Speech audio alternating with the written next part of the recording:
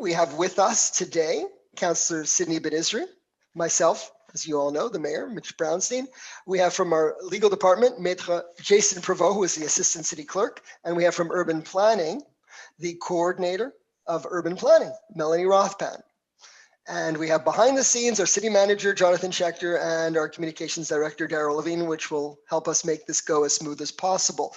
So Daryl, if we want to start the show, we're going to do a little just to welcome. I want to welcome everybody for coming. I know there's a lot of people out there. It's always good to have an ability to see a lot of people and to be able to participate. And with technology, we're really able to do this. Now, the process during a pandemic is a little different. In many ways, it's a lot easier for people to get involved and participate in the consultation process, in the register, in the referendum, and the whole process for any rezoning than in normal times. It was done as such, and the city clerk will explain the process. In fact, this consultation isn't required by law, but we're doing it because we want everybody to clearly understand the project and any issues that may be they want to have addressed. So I want to thank you all for coming, and I'm sure by the end of this meeting, all of your questions will be answered and you'll understand the request for rezoning, which is what this is. It's a request for rezoning particular land. I'm going to pass it over to Councillor Ben-Isri. Merci, Monsieur le Maire. Alors, bonsoir à tous et merci de participer à cette consultation publique concernant l'approbation d'une modification de zonage sur le chemin Mackle. Comme vous l'avez mentionné, Monsieur le Maire, dans le contexte de la Covid-19, des consultations sont faites par écrites et à un moment, on va vous donner un peu plus de précision. Vous pourrez envoyer toutes vos demandes par email et, ou par la poste. Alors, sans plus tarder, nous allons démarrer notre présentation. Merci de participer. Thank you. Thank you. And I just want to say it's always a pleasure working with Councillor Sydney Ben-Isri. He's always available and very, very accommodating and wants to give all the information in a very detailed way. So hopefully together we'll be able to give everybody all the answers and information you need. The first slide, please.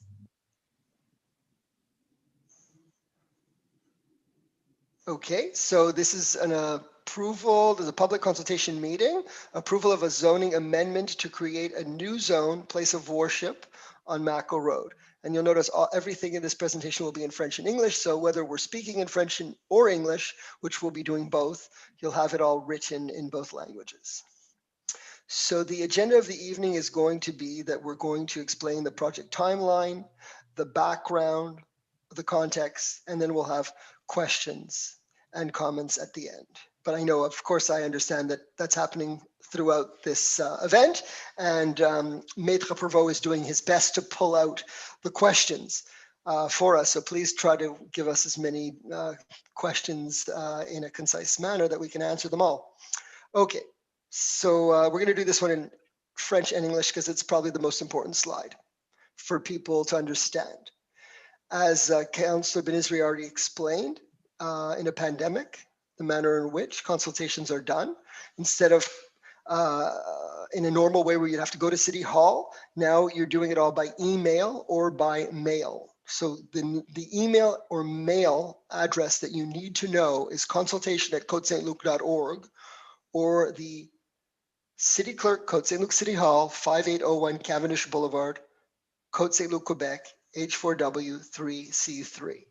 All your comments through the consultation process must go to either of those two addresses. Okay. Alors, comme vous l'avez mentionné, comme je l'ai mentionné tout à l'heure, dans le contexte de la Covid, toutes les consultations sont faites par email ou par la poste, ce qui fait que les courriels peuvent être envoyés à consultation@cotesaintluc.org ou envoyer vos commentaires, vos demandes par la poste au bureau du greffier, Hôtel de Ville de Côte Saint-Luc, 5801 boulevard Cavendish, Côte Saint-Luc, Québec, HKW 3C3. So this consultation meeting today is to provide you with information.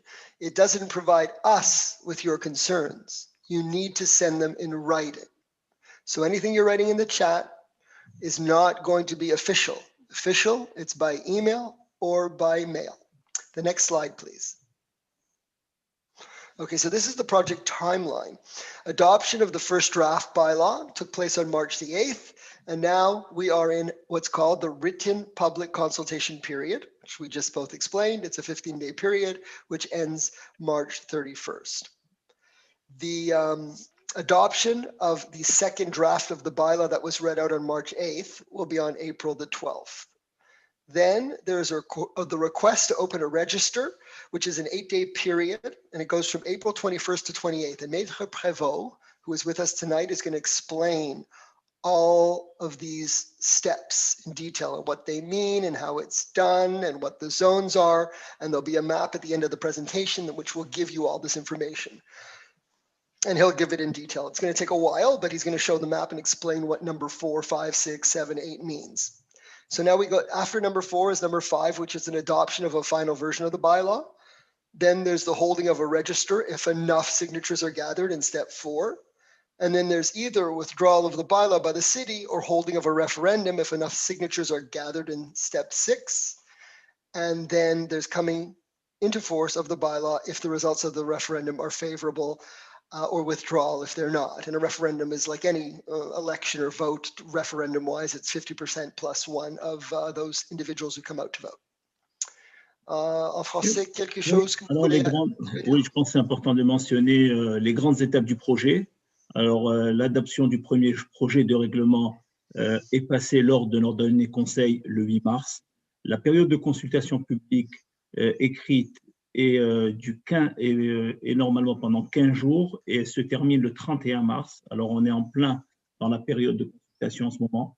L'adoption du deuxième projet du règlement a lieu à notre prochain conseil de ville qui est le 12 avril et la demande d'ouverture d'un registre a lieu pendant 8 jours du 21 avril au 28 avril.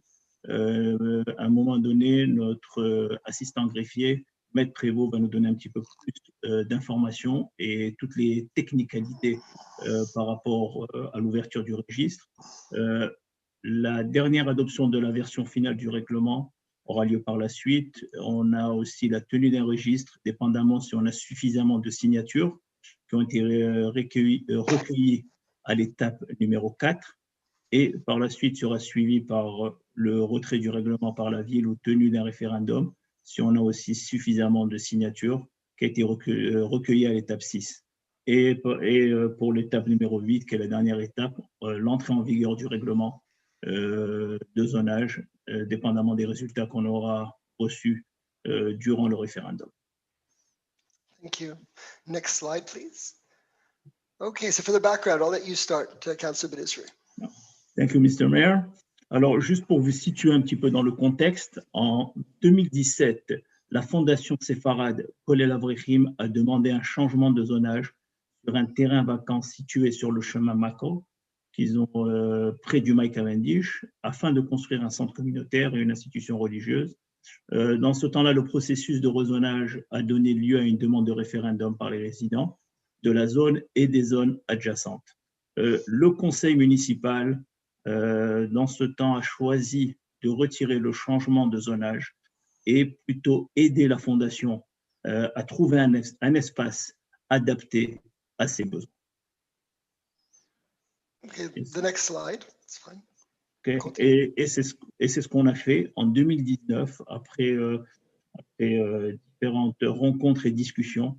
La ville a accepté de vendre à la Fondation un terrain situé le long de la berme, près de la cour des travaux publics, sur le chemin Mackle. En 2021, la Fondation a préparé des plans préliminaires pour un centre communautaire et une institution religieuse qui répondaient à leurs besoins. En mars 2021, le conseil municipal a adopté un premier projet de règlement approuvant les changements de zonage nécessaires pour accueillir le nouveau bâtiment. Le processus de rezonage comprend une consultation publique écrite de 15 jours, comme on vous l'a mentionné, et on est en plein dans ce processus de rezonage en ce moment. So in summary, of course, it's all been written on the other part of the screen in English. There was already a request by this religious institution for land next to the Cavendish Mall on Mackle, and it did not make it past registry. We decided it would not go to referendum based on the number of signatures. So we work to try to find another area in the city that may be more appropriate and more acceptable for the population. And that's where we're at today. The next slide. We can move on. Okay, so this is a little bit of the context of where this is being situated.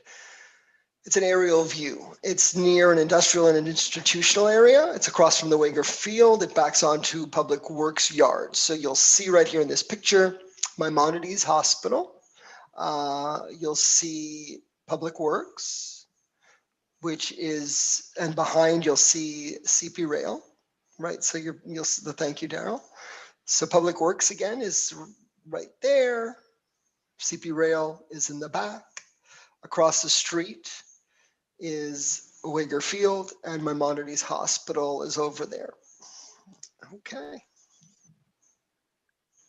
Si je peux mentionner, bon, on pourra revenir, je voulais juste mentionner aussi, juste en français, où se situe le terrain pour, comme, bon, on parle d'une vue aérienne ici, et on peut voir que vraiment que l'espace est adjacent aux travaux publics sur la rue Mackle, et en face finalement d'institutions, d'organismes institutionnels, l'hôpital Maïmonide. Si on est vraiment situé devant la bâtisse, alors l'hôpital Maïmonide qui se trouve vers la gauche, et on a l'institution, l'école Weiger qui est vers la droite. Alors, on parle aussi d'une zone on parle d'une zone finalement qui est institutionnelle et en même temps industrielle. So this is one of the pictures to give an idea of the potential project. As you'll see, it's more of a close-up view. So on one side of the building is where we have our dog run. I don't know if you want to show that there, right? That's one side.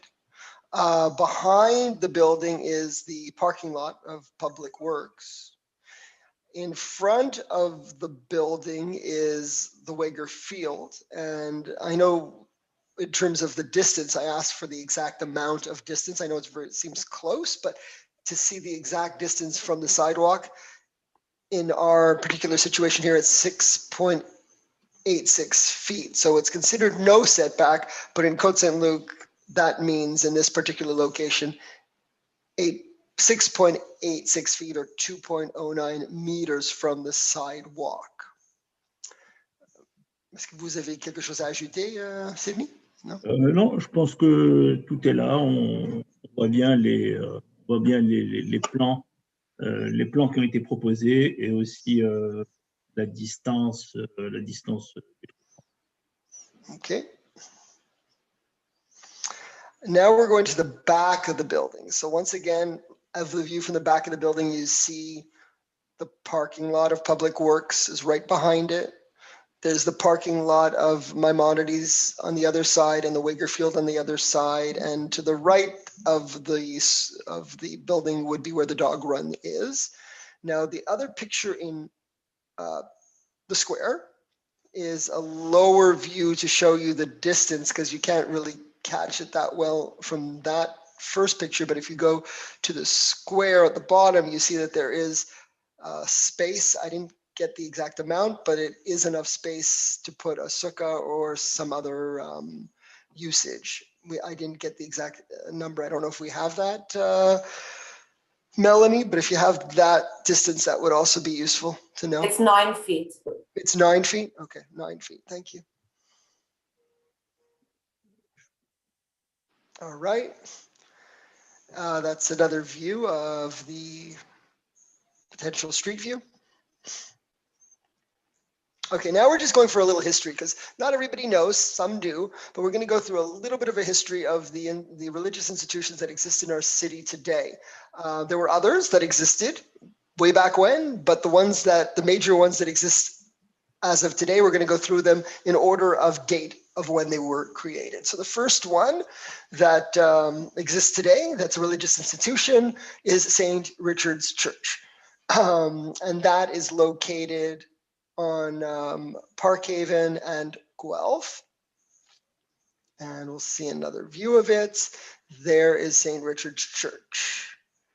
It's the first religious institution in our city that still exists today. There were others, as I said before, it, smaller churches, but this is the last and the first that still exists today. Je peux juste rajouter que c'est quand même dans un lieu résidentiel. Ça cadre avec finalement, si on veut, c'est des institutions religieuses qui sont là, qui donnent des services à l'intérieur de nos lieux, si on veut, résidentiels. C'est important de souligner. As Councillor Bidisri explains, you'll notice, and when you should take note of all of the locations of each religious institution, the major ones, and where they do exist, near the, in many areas, right close to homes that they serve. Okay, so this is now, you did the first one, you're going too fast, go back two slides back. Okay, so because we didn't say which one that was. So that's Congregation Be Zion, established in 1965. Okay, next slide. And this is a street view of the entrance to Be Zion. It's near a park. And then we have the Fair Day of Jerusalem in 1975, which is on Bailey. And as you can see that's where I went when I was a kid, because I grew up on Borden. And you can see that it's also in a residential zone. Then we have Beth Israel, Beth Aaron, which was established in 1983. And that is on Mackle, across from Trudeau Park. And there's another view of Beth Israel, Beth Aaron. And that was quick, too quick. Move back to that slide. The last slide. Thank you. So that was 1983. It was established as the street view. Okay, next.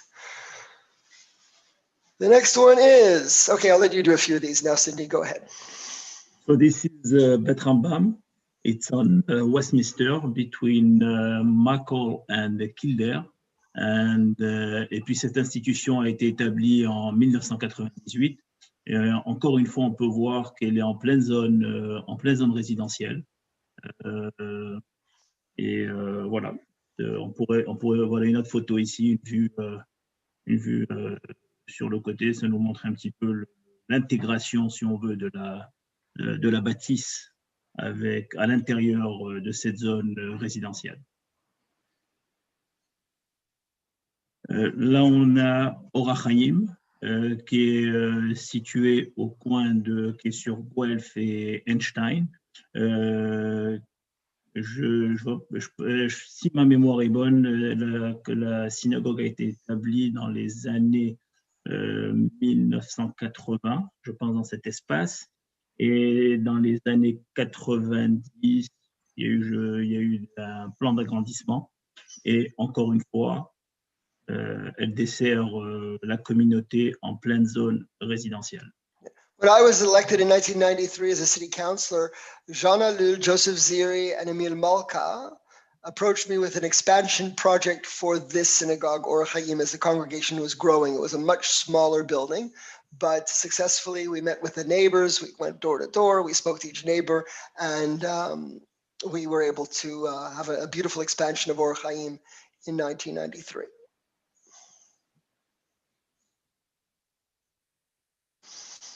Okay, Beth Chabad is an interesting story, though. Beth Chabad is a very interesting story. They were in Eaton's for a long time. They had to go from location to location to location in terms of registers and referendums, where people didn't like this zone, they didn't like that zone, but then they accepted this one.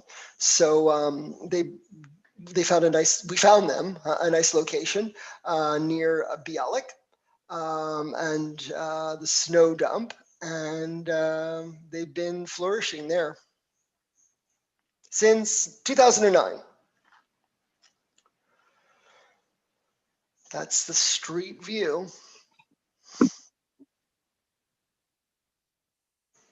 Okay, so now I'm going to let Maître Prévost give us some technical information about how this process all works and what this map means. Thank you, Mr. Mayor. So essentially, I'm going to go through the entire timeline that was presented earlier, but explain a bit more in detail each step. And using this map here, it's going to be much easier to visualize.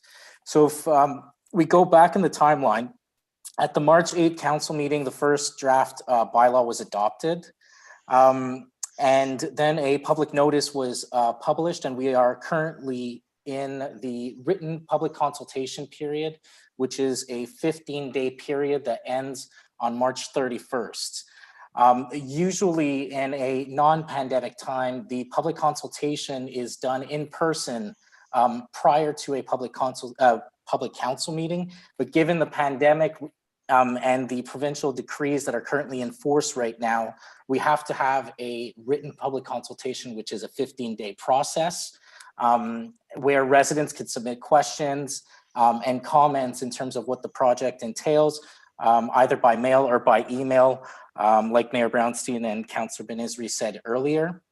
I do encourage residents to go on the Côte Saint-Luc Engage website, where there is a lot of documentation that has been posted online in terms of the draft bylaw, all the public notices that are going to be put out for this project, the renderings, and all sorts of other important information. The second step in this whole process is going to be the adoption of a second draft bylaw, which is planned to be done at the April 12th public council meeting. And subsequent to the adoption of the second draft bylaw, there's a public notice that's going to go out in the Suburban explaining essentially the second big step in this whole process, where there's an 8-day period where residents can submit a request to open a register. This 8-day period is done, so requests can be given in writing to the attention of the city clerk's office, and all of the signatures are going to be tabulated and put into tables depending on the affected zone.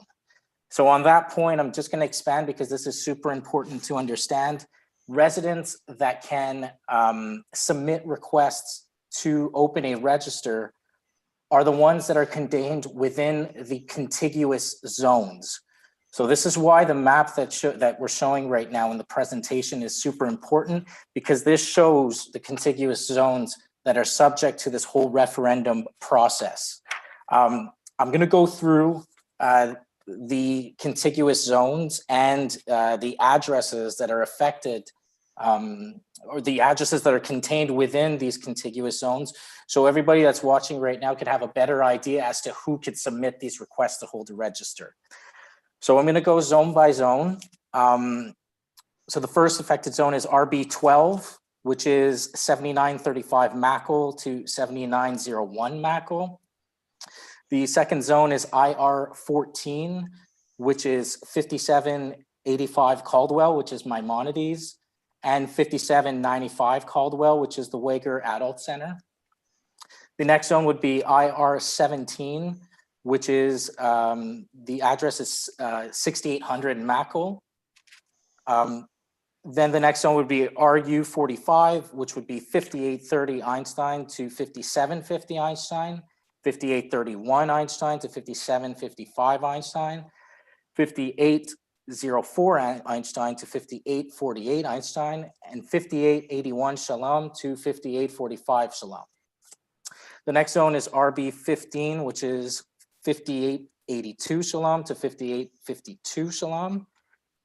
The next zone, RU67, which is 5855 Kellert to 5881 Kellert, and 6796 Mackle to 6790 Mackle. The next zone is RU48, which is 5883 Stephen Leacock to 5887 Stephen Leacock. And the next list of addresses is 6823 Mackle to 6811 Mackle, and 6792 Newton to 6792 Newton. So that's zone RU48. RU47 is 6860 Ashkelon to 6856 Ashkelon, 6776 Ashkelon to 6780 Ashkelon, 6775 Ashkelon to 6779 Ashkelon, 6831 Newton to 6827 Newton. So that's zone RU47. zone RU46, 6824 Newton to 6796 Newton, 6823 Newton to 6791 Newton, 6783 Ashkelon to 6859 Ashkelon, 6784 Ashkelon to 6852 Ashkelon, 6826 Louis Pasteur to 6818 Louis Pasteur, 6827 Louis Pasteur to 6819 Louis Pasteur, 5889 Stephen Leacock to 5891 Stephen Leacock. So that's RU46. And then there's zone PG5, PGE-2, which is the CP lot. And then there's zone PGE-4, which is the CP, another CP lot. So again, I know this list was very long. All this information is going to be given in the next public notice that's going to go out after the adoption of the second draft bylaw. And again, I'm going to mention this, all public notices are published online on the Engage website. So they are in the Suburban because that's our legal obligation to put it in the paper, but to have access to these public notices and information contained within on the city's Engage website, that's where you're going to find all that information. Okay, so once we get to the request to open a register, again, it's an 8-day period where each contiguous zone could request the opening of a register by sending in a form with your name, your address, the contiguous zone that you are living in, and the articles that are subject to a referendum approval. Again, this is all going to be in the public notice. Once the request to register ends, that 8-day period that we have, each zone has a certain number of signatures that need to be obtained in order to go to the next step, which would be the actual register. Now, each zone, there are criteria within the law to establish what the minimum number of signatures are in order to trigger the register. So there's two options. It's either a minimum of 12 signatures per zone, or if it's less than 21 signatures in total for that zone, it's the majority of the number of signatures per zone. Again, this is going to be explained in the public notice. Should there be an amount of signatures obtained that respects the criteria established by law, then there's a register that's held. Now, the register is essentially the third step in this whole process where residents could request to hold a referendum. So in this register period, residents can submit their request by email or by mail, and there's a form that you could fill out that it's essentially, it gives all, you have to fill out all the necessary information required by law, which is going to be explained in the public notice again. And you send in that request to the city clerk's office. That's the third step. Now, given the COVID-19 pandemic, the register, as we normally held it, was an in-person period of time, depending on the number of zones that requested the register, where residents could come into City Hall to sign a physical document or come into City Hall and give their form. This will not happen given the COVID-19 pandemic, and it's replaced by a 15-day period that we call, it's basically a written register, and it's a 15-day period where residents could submit the request to hold a referendum. Now, once this register period is done, if the minimum required amount of signatures is attained, then we go into the last step, which is the referendum process. The referendum process is essentially a small, we could call it like a small election type thing, where the zones that obtain the minimal amount of signatures in the register can participate in this referendum process, and it's a vote in favor or not in favor of the project. There's one thing that's important to note here, which was given in the project timeline earlier, is that once the register process is complete, the bylaw either goes to the referendum process or it's withdrawn by the city, given the amount of signatures that are given, that are obtained in the register process. So that's provided in the law. So those are the main big steps here. I know this was a lot of information at the same time, but again, I encourage residents to consult the Engage website because all the public notices are there with all the information in writing. And also there are numerous email addresses that are going to be provided in these public notices for residents to submit questions if there are any in terms of this whole process. So that's the summary of the whole referendum process. The next step, like I said, is the adoption of the second draft bylaw on April 12th, and then a public notice will be published in the Suburban the week after and on our website. So please pay attention to that public notice. It's the next big step. Thank you. So before we go to questions, I just want to put into context where we're at and encourage people to come to our council meetings so you'll see how we got here and where we're going next, because that's where all the councillors get to speak their opinions on the project. It's not here today. Me and my job as mayor, I'm here to just represent the majority of the opinion, which was to present to this step. The majority of council wanted to go to this point. There's not all councillors that support the project.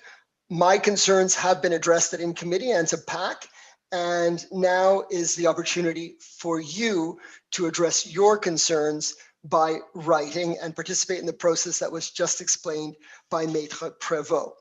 I'm not telling people to oppose or support the project. I want them to understand the facts and to attend our next council meeting where all the elected officials will be able to speak their mind about how they feel about the project. I want to reassure you that we're following all the rules that have been given to us by provincial law, which, as I said at the beginning of the meeting, are far more open and give far more opportunity for people in a pandemic to participate in a much longer process than during regular times. Everybody will be able to have their voice heard, assuming that you're within any of the zones. Also, if you want to have any more information about the designs or anything interior, you can go to our website, Engage, Côte Saint-Luc, côtesaintluc.org/engage, and it gives you all the layouts of the interior of the building, and there's more all the designs and everything that has been presented to council at our meetings is on that website. So you can go through it and see everything inside and out.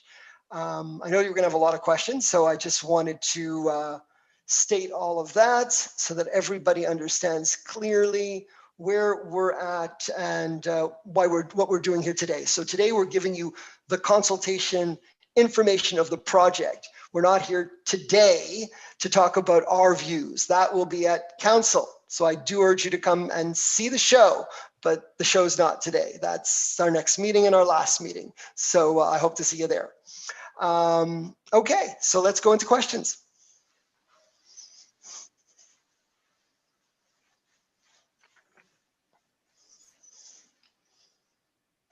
Okay, so we've been receiving quite a number of questions. So I'm going to try and summarize some of the questions that were given per topic, and I will let Mayor Brownson, Councillor Benizri answer. So one of the questions that was coming up quite a bit in the chat are questions of parking.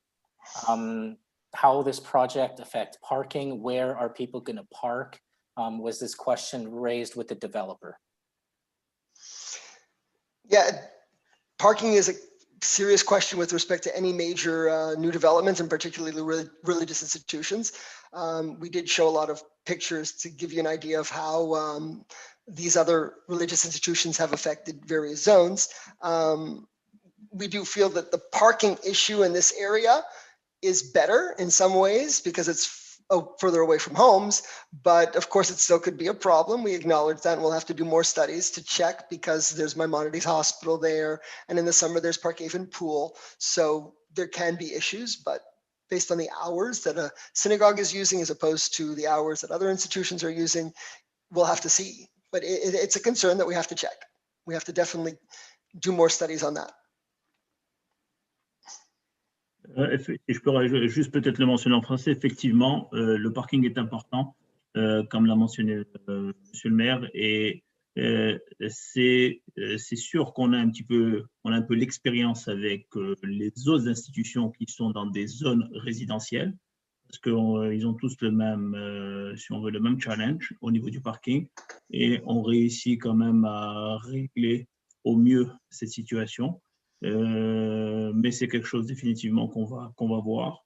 Le fait que c'est aussi à proximité, non loin de lieux résidentiels, éventuellement les gens pourront aussi se déplacer à pied, qui pourrait peut-être une option qui pourrait réduire un petit l'utilisation des voitures et de réduire éventuellement le parking dans cette zone. Merci.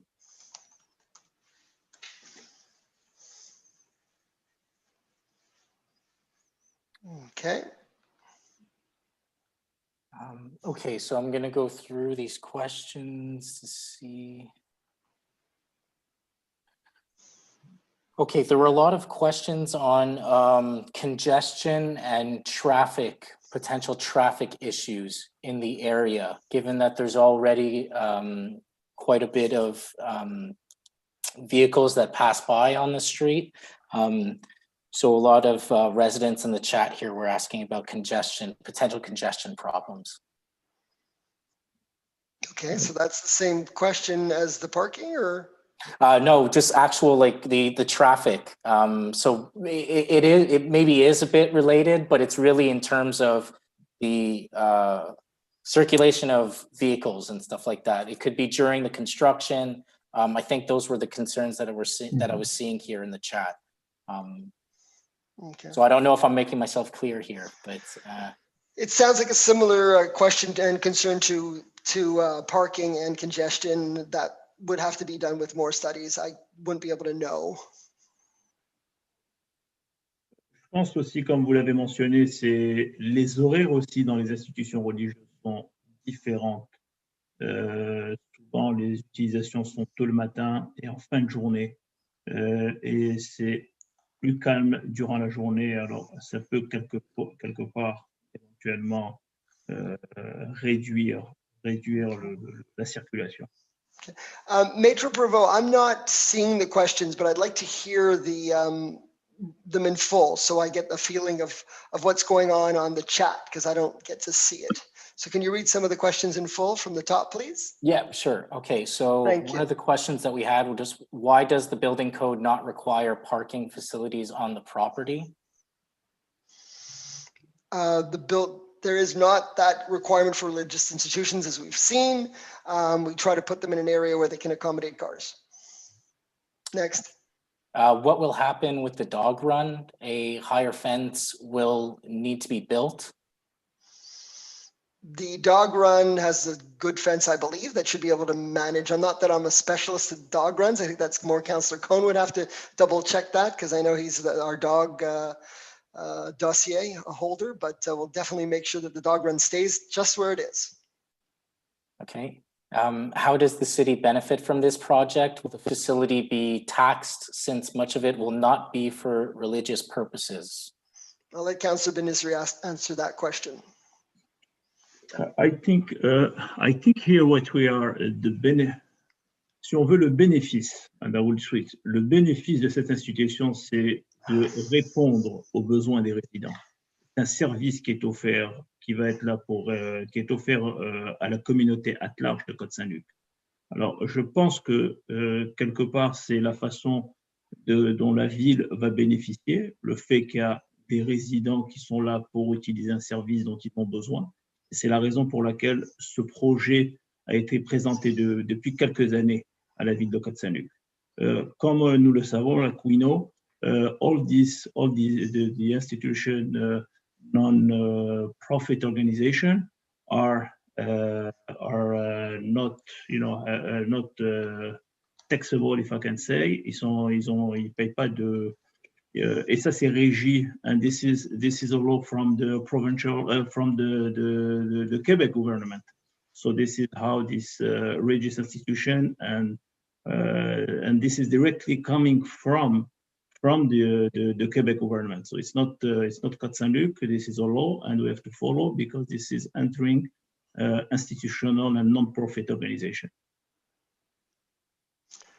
So Maitre Breveau, please read me some of the questions with the comments so I get a feeling of what's going on in the chat. Thank you. Okay, what alternative sites have been considered for this project? As I said, there was only that one that was voted down, and this is the second one. Okay. Will the other informal house-based synagogues be returned to regular housing and closed for religious gatherings? Right, well, that is a very good question. So we have a new bylaw that's before council, which is called the PCMY, where all non-conforming institutions are going to have to go for a request for an additional use, meaning become legitimate and have the right to exist on a residential zone as a religious institution or move to another zone. And we're also looking at strip malls for being those places where some of those non-conforming synagogues can go in the event that the neighbors say that they're not going to accept the change in zoning, the additional use of religious use of a residential property. So that is something that council has accepted to go forward with, and we're moving on that. First with the strip malls, and then finding some strip malls that would allow for religious use, but trying to keep all our residential zones, particularly going forward, as residential without any new pop-up synagogues or other religious type of entities popping up on residential streets. Okay. I'm just going through the questions here.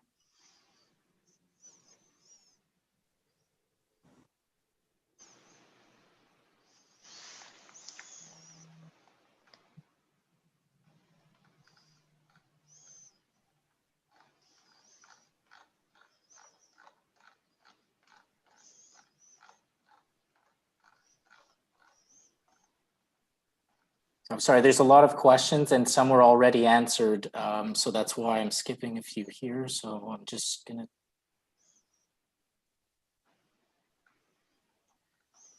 Okay, so I have a question here. If you're rezoning this land to accommodate the kollel, why are they not closing their non-residential synagogues?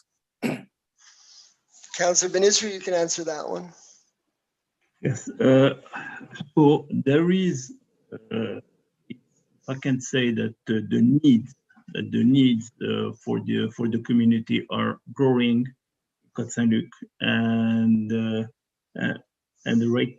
And there was some discussion, with the congregation, and it's something that it's a building that they still going to need. It's already more than 25 years that this building is in operation, and it's at a certain point they need to expand it. That's why they're expanding to this new building.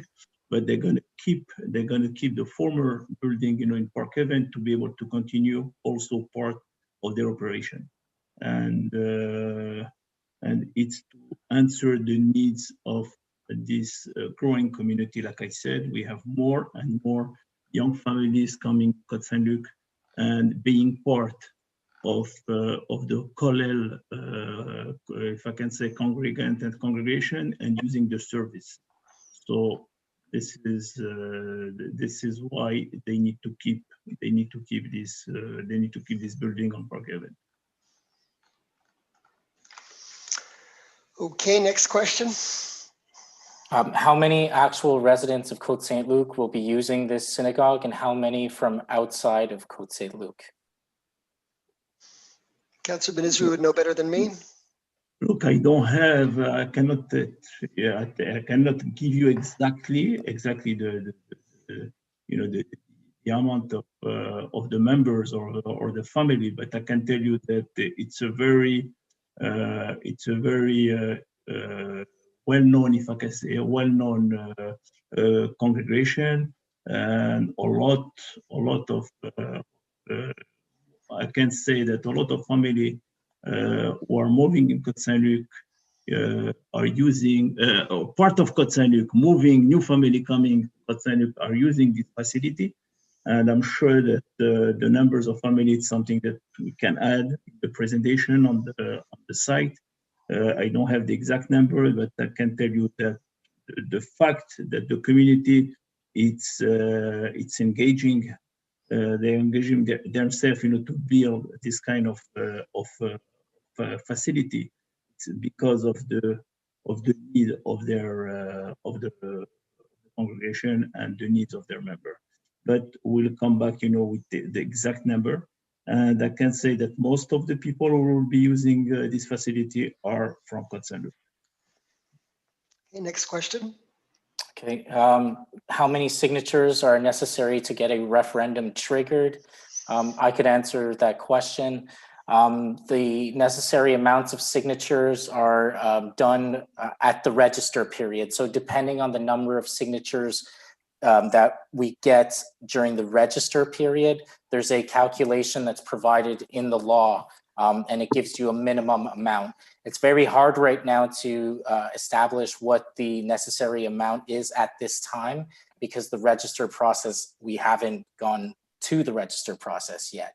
But once we do get to that point, the minimal amount of signatures will be much easier to establish. But this is a formula that's provided in the law, and it's the same for all cities across the province. Right. I know Jason's doing his best. Maître Provost is doing his best to try to get through the questions. I want you to get them all. I know there's frustration out there. I've got some texts from people that are saying they're frustrated. Their questions aren't being read out in full and you're missing questions. So please make sure to give me all the questions and all the details as possible. Take your time. I did notice one because somebody did write me a private text and they wanted to know this information, and it's public, so that's fine. They want to say who are the councillors who voted in favor of the rezoning and who did not. It's public knowledge. You should come to our council meetings, so then you'd know. But the councillors that voted in favor of it are Councillor, against it anyways, Councillor Burku and Councillor Erdely voted against it. I addressed my concerns. I didn't get to vote because there wasn't a tie. The majority of council voted for it, but I addressed my concerns being setback. I was not in favor of the gym at the top, and if I had voted, I would have voted against it, but there was no opportunity for me to vote because there was no tie. The other councillors did vote in favor of the project at this point, and that's where we are today. Any other questions? Yes, we do have quite a few. Why are we talking about a register before studies have been done by the city? Okay, I mean, we've gone through many religious institutions before this one, where we found them homes in our city, and we always look based on knowledge of other places and other indications. The place isn't a bad location necessarily, as was well explained. There are many concerns. Each council, if you want to come to our council meetings, you'll hear all the councillors give their concerns. But the location isn't necessarily the one that's the big problem. Okay, what is the capacity of the new synagogue? The capacity is, maybe Melanie Rothpan would know that number if you have it in the documents. Because I don't have that in front of me. No, I don't have the capacity. You don't. Councillor Benisri, do you know the capacity? I don't know exactly. Exactly how many people can be at the same time in the building. I know that we're talking about a few hundred. I know that in the chat, people who are mentioning over 600-800, but I'm not sure. I cannot tell you exactly that this is the numbers.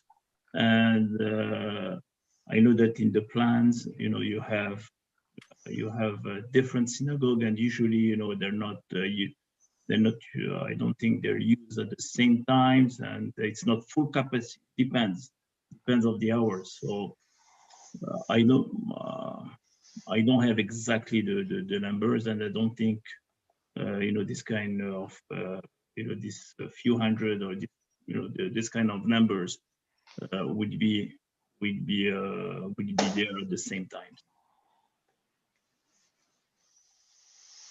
Okay, next. Okay, I could get, next question. How do we get signatures? Is it the city or do the citizens have to do this? I'm going to answer this question. So I assume that this resident is asking signatures at the step to request the register and the signatures at the register. Basically all the information in terms of where to send your request, what information needs to be contained within the request will be in the public notices and on the city's website. So we're going to make it as accessible as possible to you in terms of what email do you send it to, what address do you send it to if you're doing it by normal mail, and the information that's contained within. It's going to all be in the public notices, but it is residents that need to submit their requests in writing, given the current situation with the pandemic. Okay, another question. Why is a gym being built across the street from the ACC when the ACC already has a fully functional gym? Okay, Councillor Ministry, maybe you can answer that. That was one of the things I was opposed to. Just to tell you, I know that we are right now in the COVID period, if I can say, COVID time, and the ACC is closed. But I can tell you that in regular time, it's very difficult. It's very busy at the ACC, and we know that we have a lot of people who will like to use our ACC facility, but they're not available.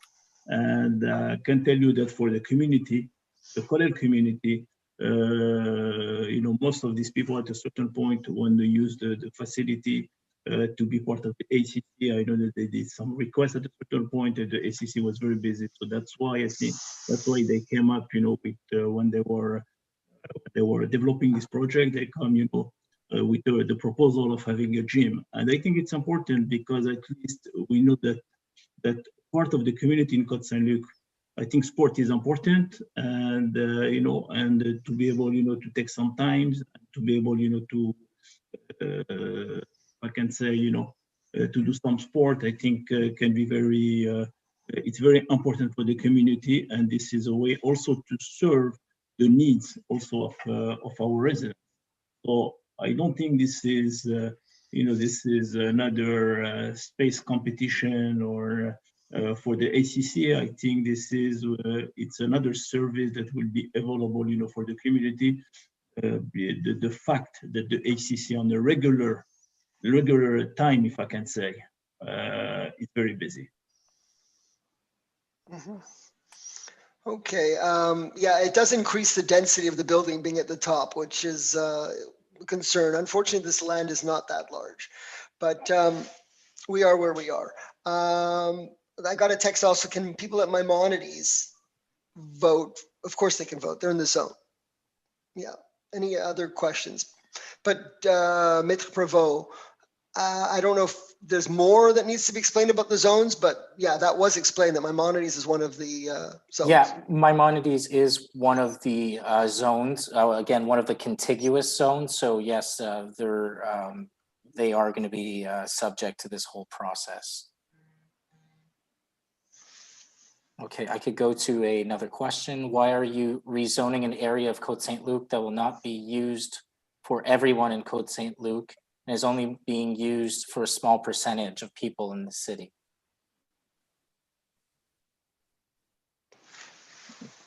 Why are we rezoning a piece of land? There's been a request by a religious institution to find a piece of land. This was the one is before us for rezoning. But as everybody should know, there's many steps ahead of us. Just because there's a request for rezoning doesn't mean that there will be rezoning. There's a request before council. The majority is going to the next step. Okay. What is the email address that residents could submit questions in to? It's consultation@cotesaintluc.org. Again, it's on the city's website.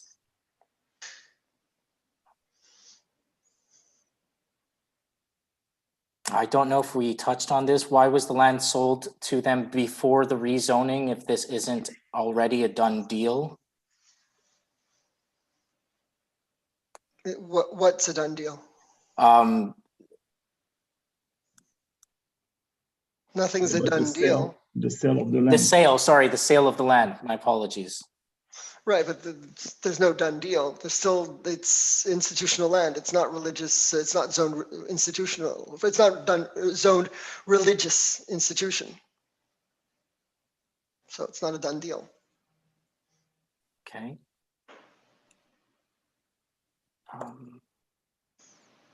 Okay, another question. What type of shadow will the building cast on the sports field across the street?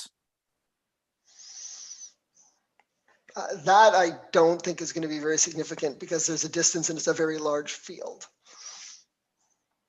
Okay. Will there be underground parking for this project?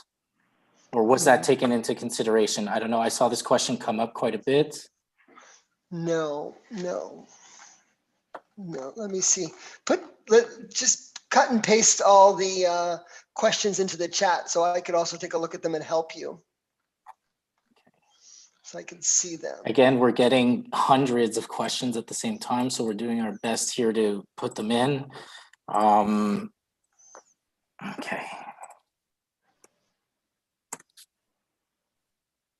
Okay, I could answer this question. How was it decided who would get to sign the register? Why can't I sign it if I'm closer than many who can? Again, this is not the city that decides who signs the register. This is provided in the provincial law. So basically, it's the notion of contiguous zones to the zone where the project is going up. So if we look at the map, it's every zone that touches the zone where the project is going up. The city, it's not the city that determines this. This is in the provincial law, and it's the same for all cities across the province.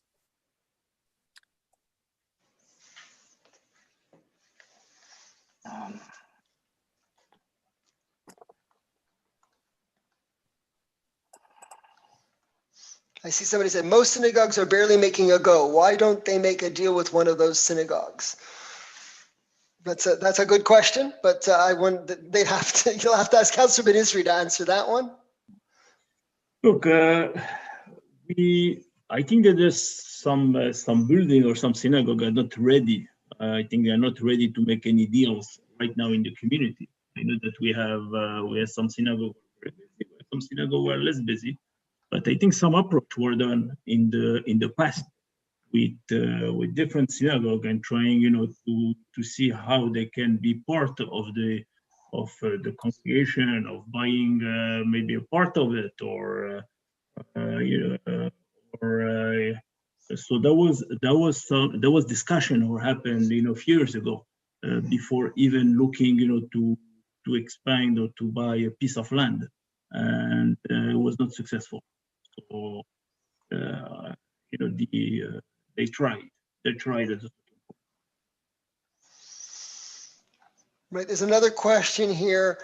If you are rezoning this land to accommodate the kollel, why are they not closing their non-residential synagogues? Okay, so I do want to speak a little bit about that issue, about the non-conforming synagogues. I said that we have the PCMY bylaw. There was also a question here about students and dormitories, so I want to touch on that as well. Okay, so in terms of the non-conforming synagogues, the previous councils and mayors before me over time, there were different pop-up synagogues that were allowed. And this council has finally addressed the issue in this PCMY bylaw, which will have the residents in the neighborhood determine whether they're allowed to stay where they are or move to another zone, such as a strip mall. But there's also the issue of dormitories, and that has to be addressed because people don't understand what that is and why is it that students that are studying religion can move into a building, and that building then gets tax exempt status.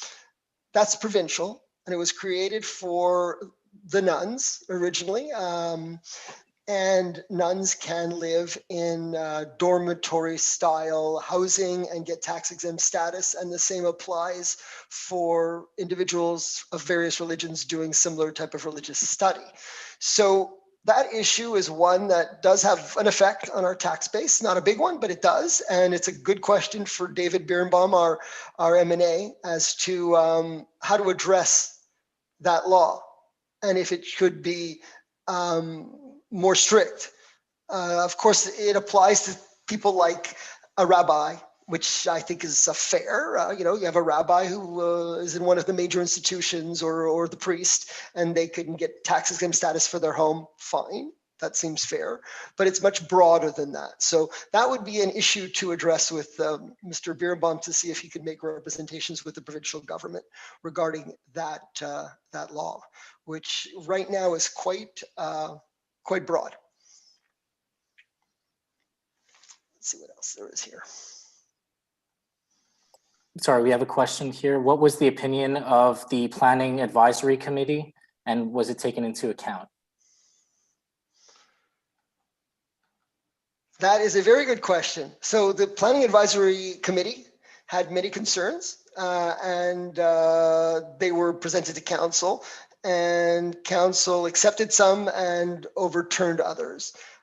Some of their concerns I share, and that's why I don't favor the project, but the majority of council does. So that's where we're at. Okay, we have another question. That can anyone come use the gym, or is it only for the select members? Otherwise, I don't see how it will benefit the community. And there was also another question: is the gym available to women or only men? Councillor Benizzi would know that better. Yeah, no, I'm sure. Look, we don't have the details, but I'm sure that some the men and the women can use the facility in different hours, and I'm sure it's something that the community will look at it, and it's something that we never ask the question, but I'm sure they're looking to. They're looking, to have different hours for men and women.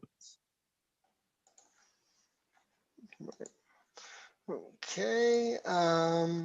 More questions? Yeah, I have a question here that I could answer.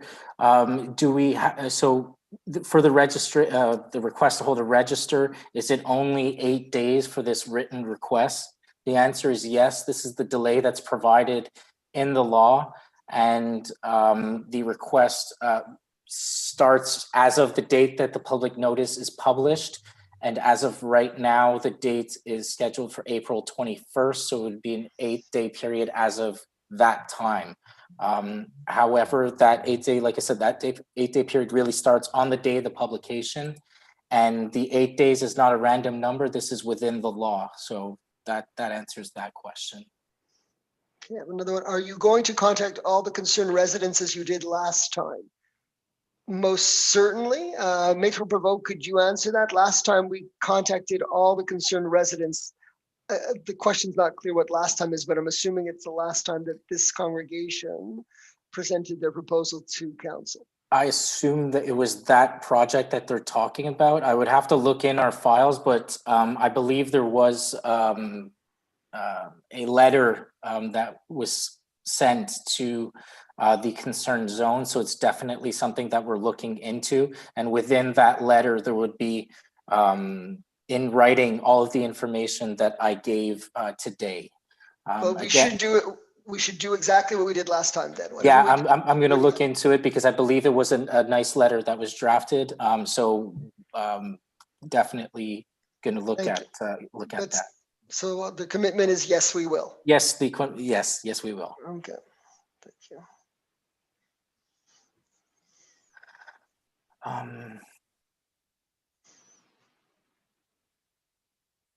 Has the administration of Maimonides been consulted for this project?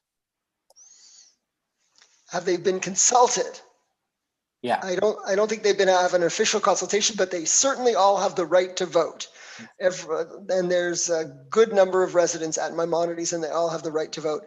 I have another question in front of me by text, which is, why is there no mention of the heavy trucks at Public Works? The trucks will soon be forced to be rerouted. Double parking will occur daily at drop-off of kids. That is a good question.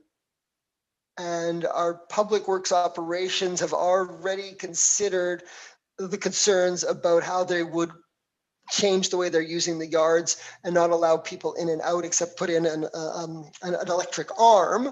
But certainly they'll have to take note of what's right next to them. Other religious institutions don't have 5 stories. They have parking nearby. That's a comment, more than a question, but it is true, which is exactly why I was not in favor of the project. I think it's too dense and too high. Okay. Can relatives of Maimonides' patients vote on their behalf? Maître Prévost, that's more of a question for you. That is a good question. In theory, so the criteria for someone who is eligible to vote will be given in the public notice. So these are criteria that are provided by the law. So I could give you like in general what the criteria are, but essentially the vote would have to come from the concerned person. If a person needs help to send in a request, there is a form online that's provided by the ministry that could be joined to the actual request and sent in writing. So the vote comes from the person at Maimonides. It doesn't come from a relative, but someone could help the person vote if they do fill the criteria provided by law. But it's not if you're a relative, it's really the person at Maimonides. I have another question. Is this a done deal? This is far, far, far from a done deal. Never in the history of Côte Saint-Luc, to my knowledge, have we ever gone to a referendum. What we do is we consult, and then we go to register, and then if necessary, a request for a register, and then a register. And then when we see that the numbers are what they are, we make a decision when it's black and white in front of us that there's either people in favor or against. So if a lot of people sign the register and it's clear that their referendum would be not useful, then we would pull it there. That's what has always happened in the past. So it's far, far, far from any done deal. We're doing our consultation today, and now you guys who are watching and everybody else in the zone has to send in their comments by email or by mail, and then go out and sign the request for a register in the register. And then we'll look at the numbers and we'll make our decisions based on how the people feel. This is your chance to express how you feel, and we respond according to what you want. Mr. Mayor, I see a question here about, someone mentioning about 900 students coming to the building, to study where these people will be, which dormitories or will be located. I just want to mention that the people using the kollel are residents from Côte Saint-Luc, and so there is scholarly residents. So we have people coming and studying the kollel. Most, these people are from Côte Saint-Luc, so it's not students coming, from outside of Côte Saint-Luc, to study. And you have also people coming after hours, and this is also residents coming after hours, to use the facility to pray, and also to have some religious study in the kollel. So these people are living in Côte Saint-Luc, and we're not having dormitories, for 900 people. So I just wanted to answer, to these 2 questions. There was also this question about the floor plans. I mean, perhaps Daryl Levine or Melanie Rothpan could show that from the Engage website. We have the documents there. We may as well just put them up. They speak for themselves. So let's go through them if we may. So let's start at the first floor. Where's the first floor? So there's a first floor, which clearly is the chapel, the prayer area, with the bima and all the chairs. Okay, and then we go to the next level, and that is salle de fête. So that's their ballroom, kitchen, offices and library. Okay, and then we go to the next floor. And it seems it's another synagogue area. Councilor Bedisri, what would this level be? You'll see it Yeah. better than me, but it would be another You know, another it place. looks like the first plan. I just want to make sure that it's not It the, seems to be. Is yeah. this Ms. Rothpan? Is this the third floor? This is the ground floor. the The ground floor. Okay, How come it's shown again? It's like seems Exactly. like, why is it shown a second time? Anyway, keep on going. Okay, so that's the ground floor. No Go problem. on. And this is okay, so it's looking down from the second Yeah, floor, which is looking down I think onto, it's still the ground floor here. but it's looking down onto the ground floor from a second Yeah. floor. Okay, go on. Now we move on to what floor is this? Ms. Rothpan, this would be second. This would be It's third the floor. yeah, this is the third and the fourth. There's two Third. stories that have this layout. 2 stories have this layout, third and fourth, and they are classrooms. This is study rooms. Like I said, this is Study rooms. where members will come, after hours or during the day to study. Okay, and then we go on to, I'm not sure what, the gym. This sounds like gymnasts. This is the gym. So this is the 5th floor. Okay, and that is the visual of it. And the top is the gym. Okay, is there any other plans that we could show?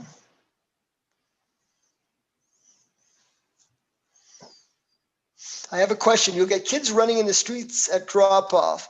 I recall the capacity being 900. If only half of 10, there will be 450 too much. Weddings during the summer when the pool is in operation will be a disaster. But the question is, what are the age of the people that are attending these classrooms? Do we know? Is it when we say students are going, is it for what age group?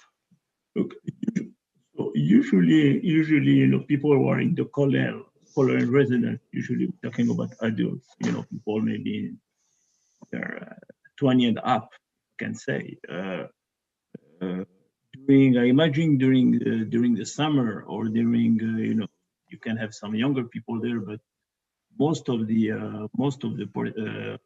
people using the facility during the year are mostly adults, and for sure, like every synagogue during Shabbat and holidays, it's a family gathering. People are going there with their kids. Kids are going to synagogue, and they're going to be participating, to prayers, and that's why also they have some rooms, for like play area, to be able to have a program, the services, for the kids, like any other big synagogue will have services, for kids and teens during the services. There are also some comments, Maître Prévost, that people think they have to come in to sign the register. So please reinforce that. No, it's still COVID. We're in a pandemic. You don't have to come in to sign the register.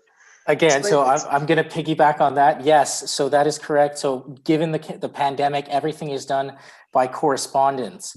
So coming in to sign a register, that is no longer the process for the pandemic. Everything is done by correspondence. So it needs to be sent by email or by mail. And it's the same thing. So that's for the request to hold a register and also the register period. Everything is done by correspondence. Okay. Thank you. Here's the information for the email addresses. Again, and I encourage everybody to look at the public notices because all the information is in there as well. Okay, then here's a question, my favorite question from Ronnie Reuter. Any thought to consider a performing arts space within the project? Okay, anyway, I'll let Councillor Bedisri answer that, but I do want to mention, once you asked the question, that we're very fortunate right now that Uyghur High School has gotten a very large amount of money that has been put aside of, I don't know how many, a couple of million, to renovate their theater.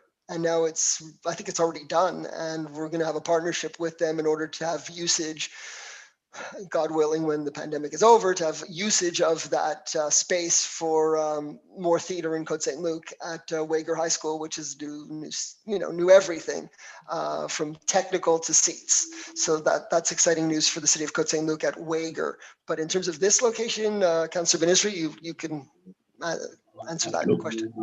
I think you answered the question. I think people, I think, there is a program will be offered, in Wager. In this project, we're talking about a religious institution, and they don't see in any religious institution, art space or performing art, in this institution. Maybe during pouring they will have something. But not during the year. Okay. All right. So more questions, please. Yes. Can people submit briefs to the consultation even if we're just out of the affected zones? I thought the zones were just for signing the register, but I want to make sure. So I could answer this question in part. Yes, for the register process, it is, again, the people that are within the contiguous zones.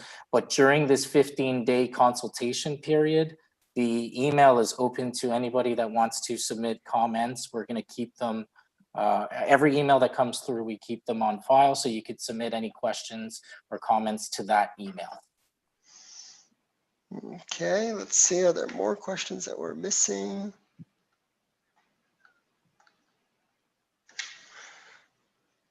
Can people submit briefs to the consultation even if we're just out of the affected zones? Yeah, that's the one I just answered. Yeah. That's answer. Can residents who are not in adjacent zones, can residents who are not in adjacent zones also make our voices heard? So it's a similar answer to the one I just gave. Again, during the consultation period, you can submit your comments to, with regards to this project to the email that's provided on the website. But for the referendum process, it's really the people in the contiguous zones. Again, if like Mayor Brownstein said, this is going to public council meeting as well. So the project, there are second drafts that need to be adopted. So there will be more information that's given on this topic. But if you do have comments, you could send them in during this 15-day consultation period. Okay.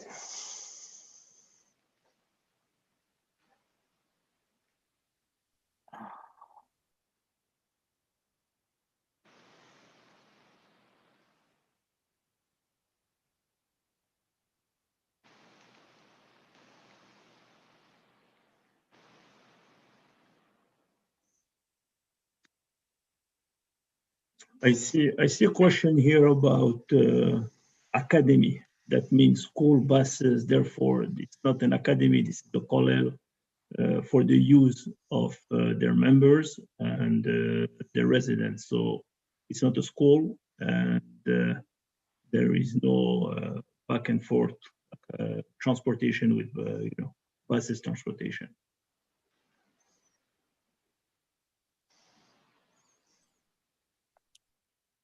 Okay, there's another question. Can we please get a list of all the residential properties presently used as religious institutions? Do we have a list? Yeah. Sure, why not? Anybody who wants that, just email the city of Côte Saint-Luc or at that consultation email address and we'll send it right out for sure. We have a very up-to-date list. Mm-hmm.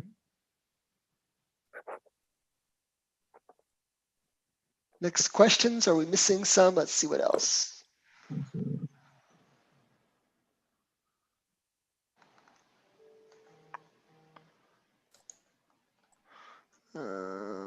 Will you allow dancing on the street for the holiday on Cavendish Boulevard? Well, this is not on Cavendish Boulevard. We're not allowing any dancing on any streets right now. One day, if the pandemic's over, we'll visit any request in the same way we do now.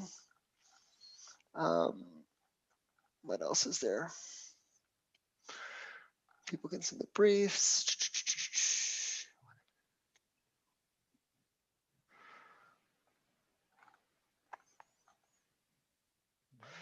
Where will all the students live? Where will these dormitories be located?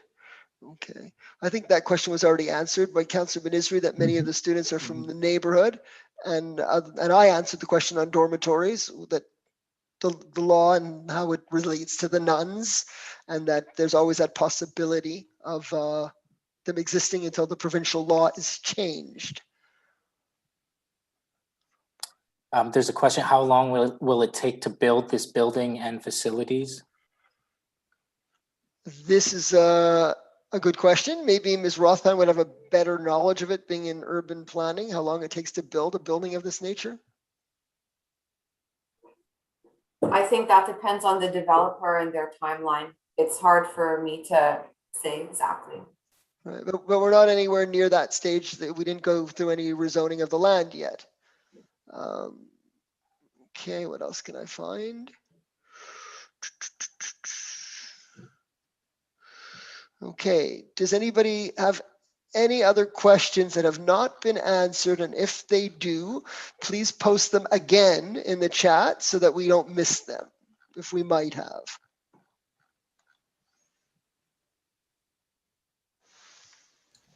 Mayor Brownstein, there's a question about how this will affect the bike path along Mackle.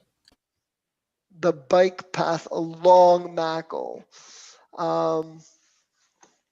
Ms. Rothman, would you have a better understanding of how to answer that question?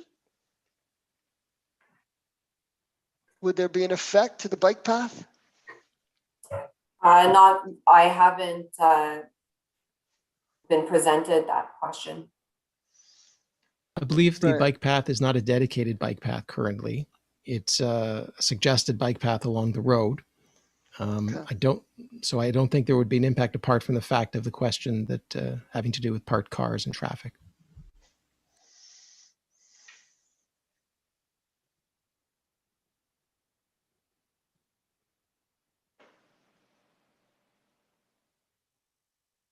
Okay, more questions?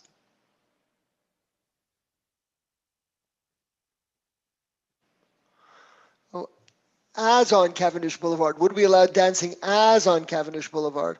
That's the question. I really would have to go to council in order for them to consider if it's possible, but we haven't had a request from this particular institution for dancing on the street anywhere. So then they do have, as we know, on Eldridge already a location that's not non-conforming, but there's never been a request for dancing on the street.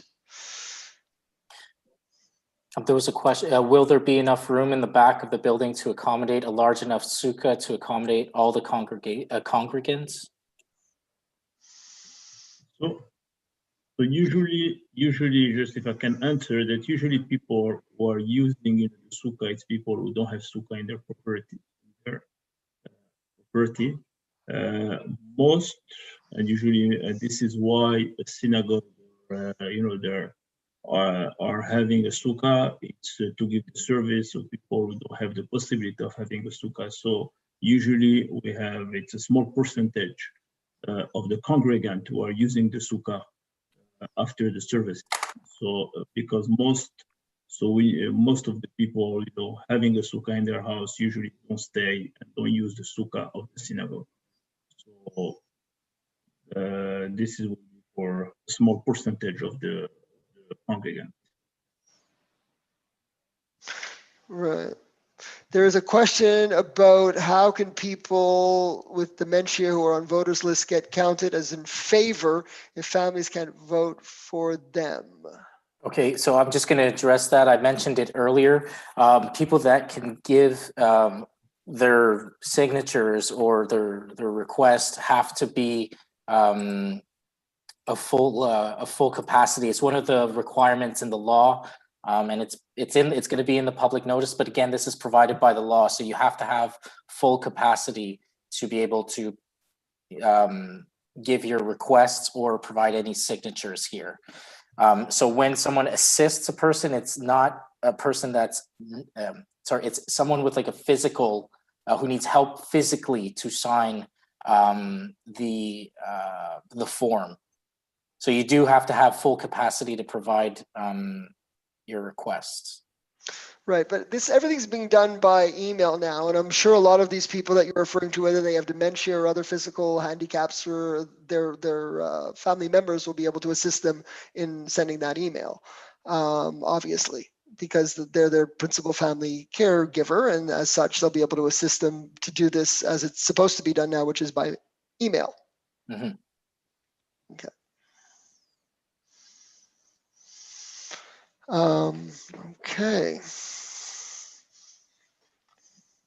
We have a question. Why wasn't more land from the burn sold so that they could have a parking and outdoor space? We sold the complete, as much of the berm as possible without affecting our parking in public works, which the director was very clear that she did not want to have touched in any way.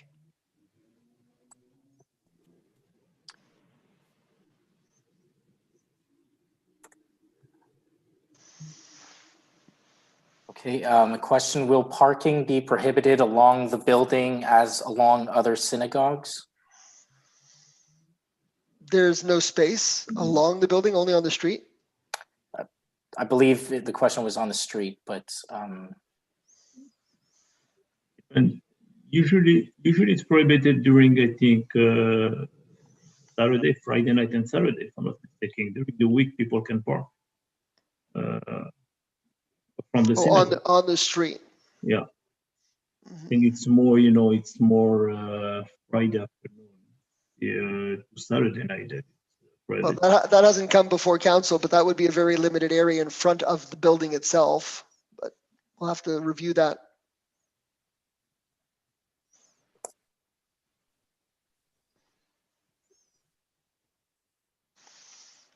Okay.